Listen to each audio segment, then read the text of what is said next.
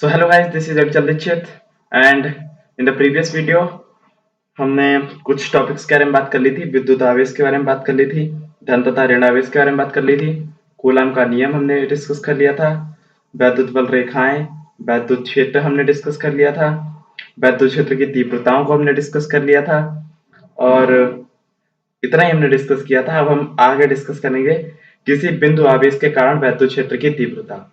ठीक है, तो किसी बिंदु आवेश के कारण वैद्युत क्षेत्र की तीव्रता कैसे निकाली जाती है,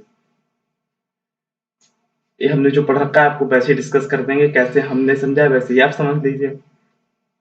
तो मान लिया कोई बिंदु आवेश Q है, ठीक है, तो और उस बिंदु आवेश के कारण किसी बिंदु पर वैद्युत क्षेत्र की तीव्रता निकालनी है। तो मान लिया P पर कोई आवेश रखा हुआ है, इस P पर हमें वैद्युत क्षेत्र की तीव्रता निकालनी है। ठीक है, तो ऐसा ही लिखा है। इसके लिए माना P बिंदु पर परीक्षण आवेश Q0 रखा हुआ है। ठीक है, तो तब कूलाम के नियम से परीक्षण आवेश Q0 पर लगने वाला बल पहले निकाल लिया। बल क्या होता है, हमने कूलाम का नियम आपको बताया कि उस बिंदु पर अगर बल निकालना है तो फिर दोनों की आवेशों की जो होती है गुणा के अनुक्रमानुपाती होता है, और जो बीच की दूरी के वर्ग के व्युत्क्रमानुपाती है वो सब आपने पढ़ा होगा, रिवीजन कर लीजिए उस वीडियो का।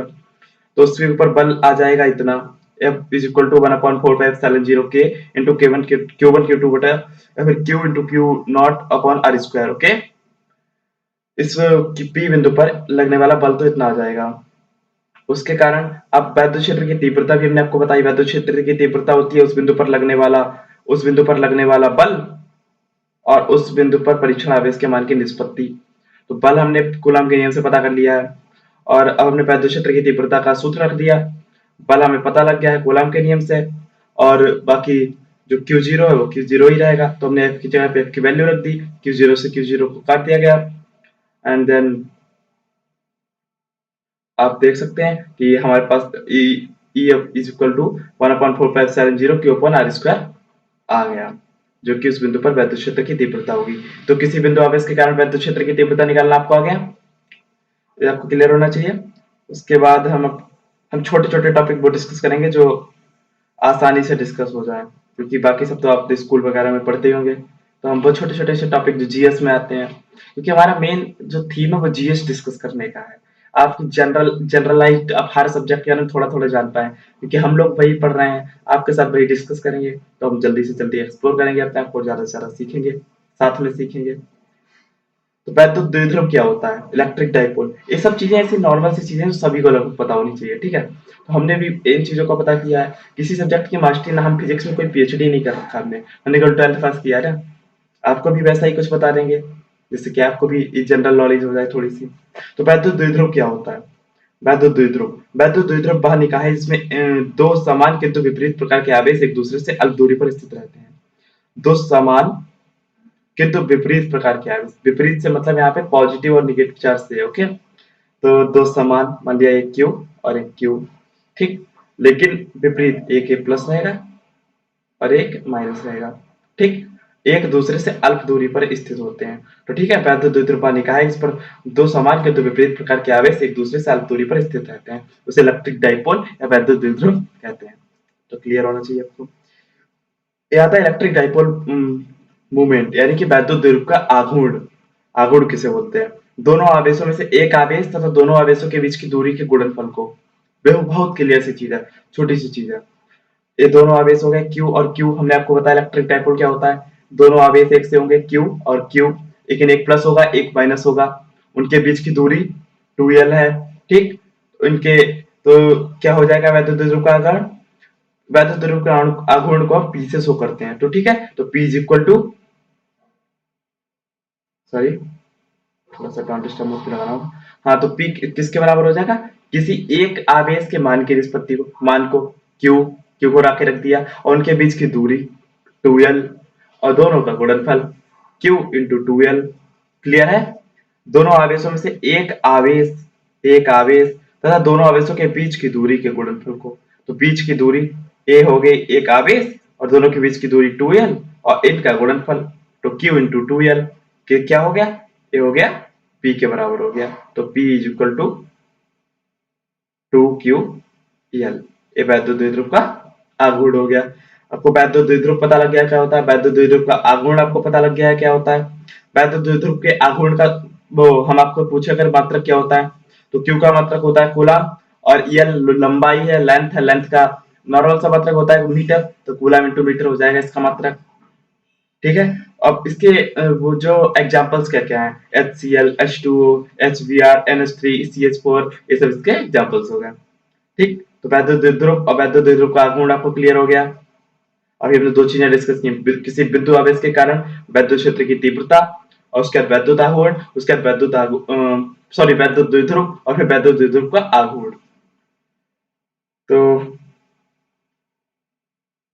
ये चीजें जो है हम आपको कुछ नॉर्मल नॉर्मल सी चीजें डिस्कस करेंगे, डेरिवेशन आपसे ज्यादा डिस्कस नहीं हो पाएंगे क्योंकि टाइम के हमारे पास बड़ी कमी है। आपको धीरे धीरे सारे डेरिवेशन भी बना दिए जाएंगे।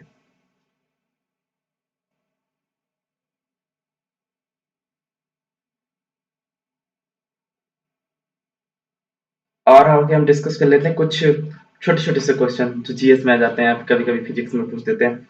तो इन इन क्वेश्चंस को हम डिस्कस कर लेते हैं। वैद्युत आवेश के क्वांटीकरण से आप क्या समझते हैं? सीधे सीधे एक लाइन रखते हैं कि कोई भी आवेश मूल आवेश की भिन्न में नहीं हो सकता। प्रकृति में आवेश हमेशा plus minus e, plus minus 2e, plus minus 3 संभव है। 0.5e अथवा 1.5e नहीं, समझ रहे हैं आप? कभी भी भिन्न की फॉर्म में आवेश नहीं होंगे। यही चीज विद्युत आवेश का क्वांटीकरण कहलाती है। ठीक है। वैद्युत आवेश का क्वांटीकरण आप समझ गए। उसके बाद दो आवेशित कणों के बीच की दूरी आधी करने पर क्या होगा? आवेशित कण है, उनके बीच की दूरी हमने आधी कर दी।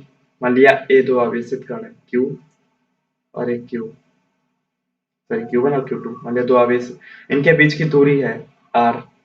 इनके बीच की दूरी हम अगर आधी कर देंगे, ठीक है, जैसे कि आर आर बाई टू हो जाएगी ये दूरी। तो ये नीचे आप वो कोलम वगैरह का वो हमने आपको रूल बता दिया है, आपका सारा कुछ बता रखा। अब आर की जगह पे जब आर बाई टू लिखेंगे ना, तो टू ऊपर जाके फिर उसका वर्ग होगा, फोर हो जाएगा, फिर फोर आगे जाएगा, तो उनके बीच की दूरी फोर आ जाएगी। आप इस फार्मूला में, कूलम के फार्मूला में आर की जगह पे आर अपॉन टू रख के देखेंगे तो आपको ये आंसर मिल जाएगा कि बल चार गुना हो जाएगा। तो क्यों हो जाएगा? आप ये खुद करके देखेंगे, नहीं होता है तो आप कमेंट सेक्शन में बताएंगे, हम आपको रिप्लाई करेंगे कैसे होगा ये। अगर आपने समझ में आया तो आप ये आराम से कर लेंगे। ठीक है। यदि किसी बिंदु आवेश, एक मिनट, हाँ, किसी बिंदु आवेश के कारण वैद्युत बल रेखाएं आकर, किसी बिंदु आवेश पर वैद्युत बल रेखाएं आकर मिलती हैं, तब इस बिंदु पर वैद्युत आवेश की प्रकृति क्या होगी? जिस पर आपकी मिलती हैं उस बिंदु आवेश की क्या होगी? हमने आपको बताया था कि प्लस से चलती हैं और माइनस तक चलती हैं, तो जिस बिंदु पर आकर मिलेंगी वो माइनस होगा, यानी कि ऋण होगा। ठीक, ये बात क्लियर है आपको? निर्वात की वैद्युतशीलता तथा परावैद्युतांक माध्यम की वैद्युतशीलता में क्या संबंध है? Epsilon is equal to epsilon zero के, ओके, जहाँ के माध्यम की परावैद्युतांक तथा एप्सिलॉन परावैद्युतांक माध्यम की वैद्युतशीलता है। ठीक, क्लियर है आपको? किसी माध्यम के परावैद्युतांक से आप क्या समझ सकते हैं? परावैद्युतांक होता क्या है, समझ रहे हैं आप? किसी माध्यम के परावैद्युतांक निर्वात तथा वायु में परस्पर कुछ दूरी पर रखे बिंदु आवेशों के बीच की लगने वाले वैद्युत बल तथा उन्हीं आवेशों को उतनी दूरी पर कुचालक माध्यम में रखने पर उनके बीच लगने वाले बल के अनुपात को कहते हैं। समझ गए? सीधी सी। अभी जब हमने आपको फार्मूला बताया था epsilon is equal to epsilon zero के, मैंने आपको वहां पे क्यों नहीं समझाया? क्योंकि ये यहाँ पे समझना है। हमने कहा किसी माध्यम के परावैद्युतांक का मतलब होता है निर्वात तथा वायु में परस्पर कुछ दूरी पर रखे बिंदु आवेशों के बीच लगने वाला वैद्युत बल, और उन्हीं आवेशों को उतनी दूरी पर कुचालक माध्यम में रखने पर। दो आवेश है हमारे पास, उनको हम पहले निर्वात या वायु में रख दें, उनके बीच का बल निकाल लें। ठीक, उसके बाद उन्हीं को ले जाके हम किसी कुचालक माध्यम में रख दें, उनके बीच का बल निकाल लें। अब दोनों के जो बल होगा, दोनों जगह पे जो बल होगा, उनका जो अनुपात होगा उसको हम परावैद्युतांक कहते हैं। जैसे हमने आपको क्या बताया था, के जो होता है वो परावैद्युतांक होता है, जहाँ एप्सिलॉन जीरो एक माध्यम का परावैद्युतांक है, दूसरा दूसरे माध्यम की परावैद्युतशीलता है। आपको अथवा में दिया है दूसरा जो एक बढ़िया, परावैद्युत माध्यम की वैद्युतशीलता एप्सिलॉन तथा निर्वात की वैद्युतशीलता एप्सिलॉन जीरो का अनुपात। सीधी सी बात मैंने आपको बताई, उनके आप अनुपात के रूप में उन्होंने सीधे से लिख दिया, एक एप्सिलॉन एक एप्सिलॉन जीरो बराबर के। ये आप एक फार्मूला याद रखेंगे, आपको क्लियर रहेगा सारा कुछ। उसके बाद किसी धातु के गोले को आवेशित किया जाता है तो इसका क्या तात्पर्य है? आवेश देने का मतलब होता क्या है? हमने आपको रगड़ने से बताया था, लेकिन इसका हम केमिकल फॉर्म में देखें, केमिस्ट्री के फॉर्म में देखें, तो आवेशित करने का क्या मतलब होता है कि देखिए, जो हम आपको प्लस चार्ज माइनस चार्ज बताते हैं ना, आवेश का कैसे आया इन पे, प्लस चार्ज या माइनस चार्ज इन पे कैसे आया, ये भी तो सोचने वाली बात है कि जब हम किसी चीज को आवेशित करते हैं ना, तो उसको या तो इलेक्ट्रॉन उसके ले रहे होते हैं या उसे इलेक्ट्रॉन दे रहे होते हैं। ठीक, या तो इलेक्ट्रॉन ले रहे हैं या तो इलेक्ट्रॉन दे रहे हैं, एक काम हो रहा है उनके साथ। यदि धातु के गोले को आवेशित किया जाता है, इसका क्या तात्पर्य है? इसका ये मतलब हुआ कि गोला अगर धनावेशित है तो उसमें कुछ इलेक्ट्रॉन हटाए गए हैं। अगर किसी गोले से कुछ इलेक्ट्रॉन माइनस फॉर्म हटा लेंगे तो वो धनावेशित उसमें ज्यादा हो जाएगा। मान लिया कोई न्यूट्रल सी चीज है, न्यूट्रल सी चीज है कोई, सॉरी, न्यूट्रल सी चीज है, ठीक, उसमें प्लस माइनस बराबर बराबर है, उसमें से हमने इलेक्ट्रॉन्स हटा लिए यानी कि निगेटिव हटा लिए, तो उसमें प्लस की चार्ज की मात्रा ज्यादा हो जाएगी ज्यादा, तो वो गोला धनावेशित हो जाएगा। यानी कि गोला अगर धनावेशित है इसका मतलब उससे इलेक्ट्रॉन हटा लिए गए। धनावेशित होने का मतलब निगेटिव निकाला गया है, यानी कि इलेक्ट्रॉन निकाला गया, इलेक्ट्रॉन हटाया गया है, समझ रहे हैं? उसके बाद गोला ऋणावेशित है, दूसरी बात जो दी है, सॉरी, यदि गोला ऋणावेशित है तब उसे कुछ इलेक्ट्रॉन दिए गए, आंतरिक इलेक्ट्रॉन दिए गए हैं, तो समझ गए? अगर गोला ऋणावेशित है, ये गोला है अपना, इसमें प्लस माइनस बराबर बराबर है, अब इसमें कुछ निगेटिव चार्ज मतलब ई दे दिए, इसे ई दे दिए, ठीक, जब इसे कुछ दे दिए इलेक्ट्रॉन, देने का मतलब हो गया ये गोला ऋणावेशित हो जाएगा। इलेक्ट्रॉन निगेटिव होते हैं ना, समझ रहे हैं आपको? तो धनावेशित कब होगा? जब उससे इलेक्ट्रॉन निकाल लेंगे। ऋणावेशित कब होगा? जब इलेक्ट्रॉन दे देंगे। निगेटिव दे दिया, समझने के लिए आपको बता रहा हूँ कि निगेटिव दे दिया तो ऋणावेशित हो गया, निगेटिव निकाल लिया तो धनावेशित हो गया। तो किसी भी चीज को चार्ज करने का मतलब या धनावेशित या ऋणावेशित करने का मतलब, या फिर इस गोले के आवेशित होने का मतलब आप समझ रहे हैं? धनावेशित होने का मतलब इलेक्ट्रॉन हटाए गए हैं, ऋणावेशित होने का मतलब इलेक्ट्रॉन दिए गए हैं। ये कॉन्सेप्ट बिल्कुल क्लियर होना चाहिए आपको कि धनावेश ऋणावेश क्यों आता है, क्या होता है। क्या कूलाम का नियम परमाणुकीय या नाभिकीय दूरियों के लिए सत्य है? बताइए, सत्य है कि नहीं? सत्य है, ठीक। कूलाम का नियम किस किस चीजों पे लागू होता है? एक क्वेश्चन कभी कभी पूछ देते हैं कि कूलाम का नियम पे परमाणुकीय या नाभिकीय दूरियों के लिए सत्य है। हाँ, ये उन नियम पर भी लागू होता है, ठीक। तो उसके बाद हमने इस चीज इसके कुछ शॉर्ट नोट्स थे हमारे पास जो सेल्फ मेड है, इनको देख लेते हैं एक बार से।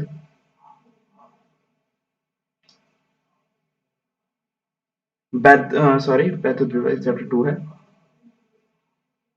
ये देखिए हमने केवल हेडिंग हेडिंग यहाँ पे लिख रखी है, जो जो हमने आपको पढ़ा है उसमें से जो हमने आपसे डिस्कस किया है उसमें से थोड़ा थोड़ा सा पार्ट है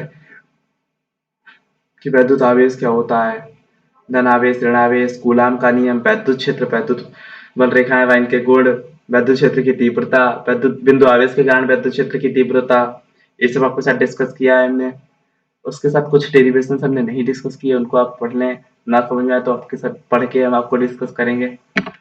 चाहे चीजें हमें आती ना हो, चाहे आती हो, हम पढ़ के आपके साथ डिस्कस करने की कोशिश करेंगे। हमारा थीम यही है कि हमें नहीं कहते कि मास्टर है सब्जेक्ट में। हमने फिजिक्स 12th के बाद पढ़ी नहीं है, मैं खुद बीए कर रहा हूँ। तो हम तो बस ज्यादा से ज्यादा जनरल नॉलेज इकट्ठा कर रहे हैं और आपके साथ डिस्कस कर रहे हैं, हम भी एक्सप्लोर कर पाए, आप भी एक्सप्लोर कर पाए। तो हमने उसका डिस्कस किया वैद्युत द्विध्रुव क्या होता है, वैद्युत द्विध्रुव का आघूर्ण क्या होता है, वैद्युत द्विध्रुव के कारण वैद्युत क्षेत्र की तीव्रता आप निकालना। तो पढ़िए, ना समझ में आए तो आपसे पूछिएगा, ठीक है। अब हम पढ़ेंगे आगे, कुछ कुछ और चीजें डिस्कस कर लेते हैं।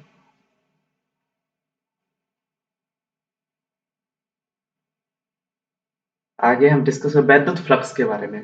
इस जो भी कॉन्सेप्ट आपके साथ डिस्कस करेंगे ना हम, ये बिल्कुल माइनर से कॉन्सेप्ट होंगे और ये कॉन्सेप्ट आपके लिए जनरल नॉलेज के लिए जरूरी है। आप फिजिक्स के स्टूडेंट नहीं है, आप आर्ट साइड के स्टूडेंट है, आप नॉलेज बेस के लिए पढ़ना चाह रहे हैं, तब भी आपके लिए उतना इंपॉर्टेंट होंगे, ठीक है। क्योंकि ये नॉलेज के लिए आपको पता होना चाहिए वैद्युत फ्लक्स होते क्या है, इलेक्ट्रिक फ्लक्स क्या है, ये चारों ओर जो चीज चल रही है, मोटर कैसे चल रही है, या फिर कोई चीज, ये चुंबक क्यों एक दूसरे को खींच रही है, या फिर हमने बालों से किसी पैमाने को रगड़ा या किसी स्केल को रगड़ा फिर वो क्यों कागज को खींच रहा है, ये नॉर्मल सी चीजें सबको पता होनी चाहिए ना।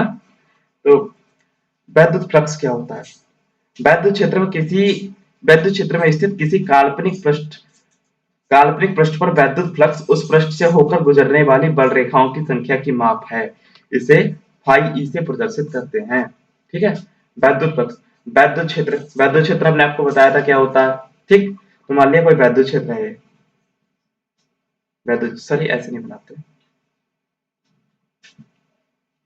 ये वैद्युत क्षेत्र है इतना, इस इसमें किसी काल्पनिक पृष्ठ से होकर ये मान लिया कोई काल्पनिक पृष्ठ ए है, ठीक। इससे होकर गुजरने वाली इससे होकर गुजरने वाली बल रेखाओं की संख्या। एक आपको परिभाषा याद हो जानी चाहिए पढ़ते पढ़ते। ए वैद्युत क्षेत्र है, जो हमने आपको दिखाया, ये वैद्युत क्षेत्र है, ठीक। इसके अंदर एक काल्पनिक कोई पृष्ठ है, इससे होकर गुजरने वाली बल रेखाओं की एक एक बल रेखा निकली, ये दूसरी बल रेखा निकली, ये तीसरी बल रेखा निकली। इस तरह से वैद्युत क्षेत्र में किसी काल्पनिक पृष्ठ से होकर गुजरने वाली बल रेखाओं की संख्या को हम वैद्युत फ्लक्स कहते हैं, इलेक्ट्रिक फ्लक्स बोलते हैं। क्या बोलते हैं? Electric flux. किसे बोलते हैं? एक बार आप इसको, हम जो बोल रहे हैं उसको आप बोलने की कोशिश करें, रिकॉल करिए इस बात को कि कोई वैद्युत क्षेत्र है, ये वैद्युत क्षेत्र हो गया, उसमें कोई काल्पनिक पृष्ठ है, एक जैसे कि कोई भी चीज ले लीजिए काल्पनिक, एक कोई वैद्युत क्षेत्र हो गया, इसमें एक काल्पनिक पृष्ठ हो गया, इससे होकर गुजरने वाली, इससे जो होकर गुजरेंगे, इससे होकर गुजरने वाली बल रेखाओं की संख्या, बल रेखाओं को वैद्युत फ्लक्स कहते हैं। बल रेखाओं की संख्या की माप को वैद्युत फ्लक्स कहते हैं। इसे फाई ई से प्रदर्शित करते हैं, इसका साइन ये होता है फाई ई का, इसे इससे प्रदर्शित करते हैं। ठीक है, डिस्कस हो गया। अब इन्होंने माना है कि बानापृष्ठ अवयव डीए की स्थिति, ये नीचे आपको दिख रहा होगा, दिख पा रहा है, बानापृष्ठ अवयव डीए की स्थिति पर वैद्युत क्षेत्र ई है, तब अदिश गुणन ई इंटू डीए अवयव में से जाने वाला वैद्युत फ्लक्स कहलाता है। ठीक है, अभी आपको बताते क्या क्या कहने जा रहे हैं। तो वैद्युत फ्लक्स का मैं आपको छोटा सा कॉन्सेप्ट बता दिया। ई वैद्युत क्षेत्र है और इसमें जो मैं आपको बताने की कोशिश कर रहा है कि phi is equal to E into D A आया, इसके समाकलन क्यों दिया गया है, इस थोड़ा आउटसाइड वालों के बच्चों के लिए थोड़ा गड़बड़ कर सकता है, लेकिन खैर इसको डिस्कस करते हैं आपके साथ। ये जो इस समाकलन ए एरिया के सापेक्ष हो रहा है, ए डी एरिया एरिया होता है और ई वैद्युत क्षेत्र है, तो वैद्युत क्षेत्र से होकर गुजरने वाली बल रेखाओं की संख्या की माप ही वैद्युत फ्लक्स कहलाती है। इससे ज्यादा हम आपको एक्सप्लेन नहीं करेंगे, आप कंफ्यूज हो गए, क्योंकि हम आपके साथ केवल नॉर्मल सी चीजें भी डिस्कस करना चाहता है, 2 महीने में पेपर है, ज्यादा डिस्कस करेंगे आप बेमतलब में आपको लगेगा कुछ गड़बड़ हो रहा है, कोई दिक्कत नहीं यार। तो अब डिस्कस करना है क्या, हम गॉस की प्रमेय को, गॉस की प्रमेय को हम केवल एक लाइन में डिस्कस करेंगे, इसका हम डेरिवेशन नहीं पढ़ रहे होंगे, डेरिवेशन के लिए अलग वीडियो बनानी पड़ेगी क्योंकि फिर वीडियो लंबी हो जाती है। ठीक है, तो आज के लिए इतना ही रखें, क्या ज्यादा हो रहा है? इतना ही रखते हैं, ठीक है, थैंक यू। अगली अगली वीडियो में हम गैस की प्रमेय पढ़ेंगे। टाइम देखा तो पता लगा बहुत हो गया, तो जाओ यार, तोड़ दो सारे रिकॉर्ड्स को, मेहनत करते रहो बस। Okay, thank you.